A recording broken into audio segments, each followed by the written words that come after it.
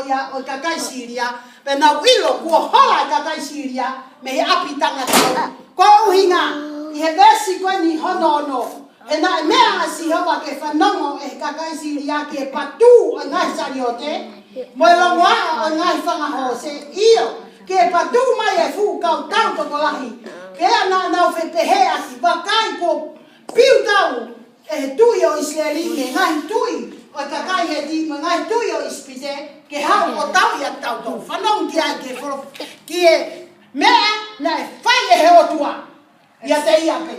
So when they decided to go to the camp, when they got there, they noticed that the Lord had caused the king of Israel. He hired the Hittite and the Egyptian kings to attack them.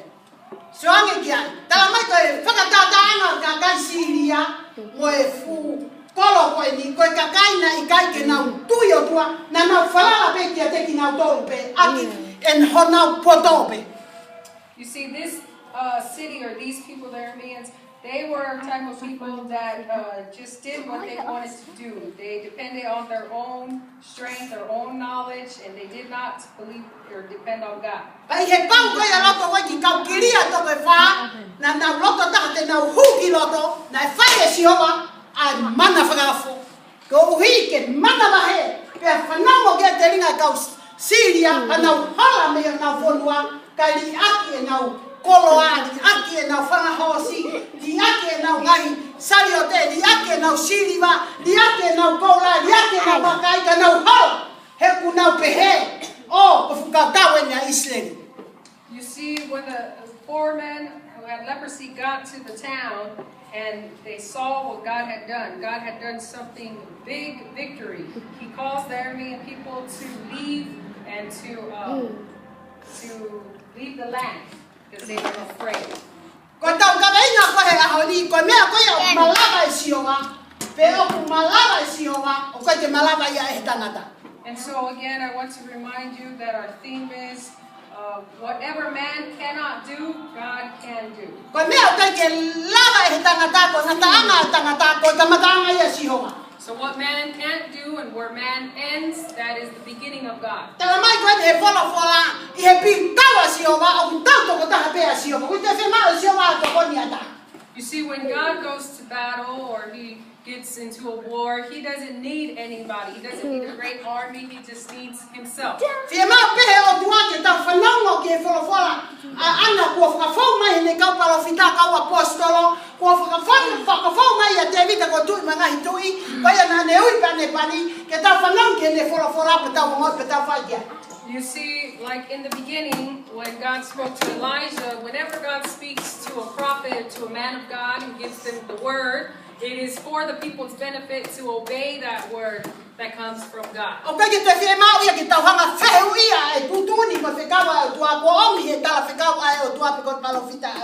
Not to be like the officer to question the word of God. So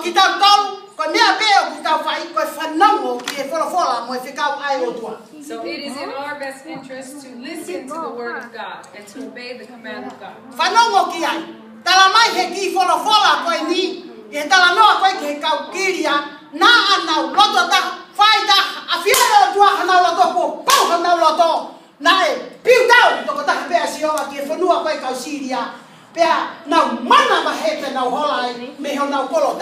It's very important to take note of the four leprosy men who had agreed. They had one heart, one mind, and one decision. All together they agreed to do what they did.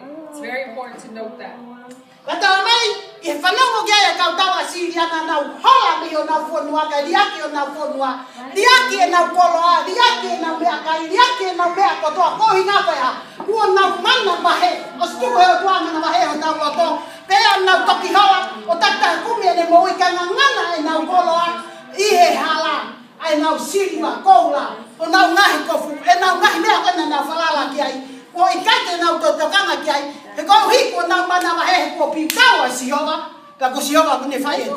And not only did God give them the victory, the Israelites the victory over the Aramean people, but just like Elijah said to the officer, They left their city and they left their gold, they left their possessions, they left their chariots, they left everything.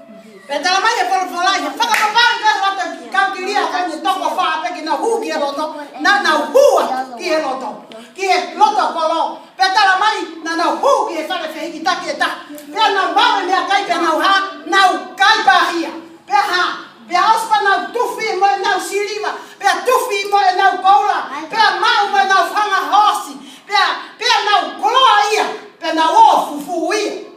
You see, for these 4 leprosy men, they came from a place, they left the city gate where people shunned them and didn't want anything to do with them because they thought they had a disease. And they got to this city of Aramean, and not only did they get to live there because the people left, but they also got to eat all their food, to take all their gold, and to take all their chariots, and na fia kwani ki kau kiria pani he koloa na nau mau se ki hanga ko o tua tapo ki na ni nau tolu nau hau na fia kai pau ho nau loto ko mate no mo ke te nau fai ka me pa ka ke na dai na nau fe pe he a ke fam ki kau kiria pani hiri e nau kai hiri e nau tana ki siri ma mo ko la ku nau koloa ia nya ko kiria ki nau to.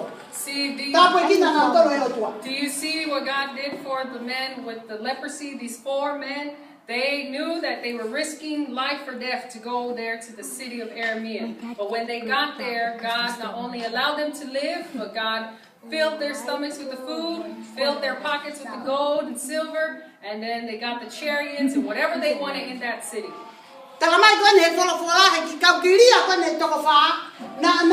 Hanga kwani o fai kwani nau kai mo nau fia na nau fe behe aki ya te ki nau to na fe behe aki ya te ki nau to